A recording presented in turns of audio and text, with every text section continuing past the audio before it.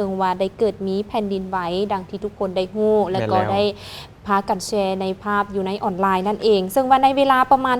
13:20 น.ของมื้อนี้ก็คือวันที่28 มีนาคม 2025ท่านผู้ชมได้เกิดมีเหตุการณ์แผ่นดินไหวและก็เกิดจากจุดศูนย์กลางจากประเทศเมียนมาในทั่ว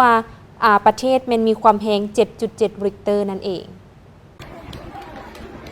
ในวันที่28 มีนาคม 2025นี้เวลา 13:20 น.อยู่ประเทศลาวเฮาได้เกิดมีแผ่นดินไหวเฮ็ดให้ประชาชนพากันแตกตื่นโดยเฉพาะแม่นผู้ที่อาศัยอยู่ในตึกอาคารที่สูงได้พากันหนีออกจากพื้นที่สูงอย่างไวๆเพื่อความปลอดภัยอิงตามรายงานการเกิดแผ่นดินไหวจากศูนย์ข้อมูลข่าวสารแผ่นดินไหวแห่งชาติลาวในขอบเขตประเทศลาวและบรรดาประเทศอ้อมข้างและสถานีกวดจับแผ่นดินไหวได้กวดพบสัญญาณการเกิดแผ่นดินไหวอยู่ประเทศเมียนมา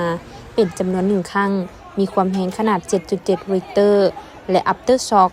6.4 ริกเตอร์ซึ่งมีผลกระทบเป็นบริเวณกว้างนับแต่ภาคเหนือภาคกลางและนครหลวงเวียงจันทน์ส่วนรายละเอียดของการเกิดแผ่นดินไหวมีคือจุดศูนย์กลางเกิดแผ่นดินไหวเมียนมา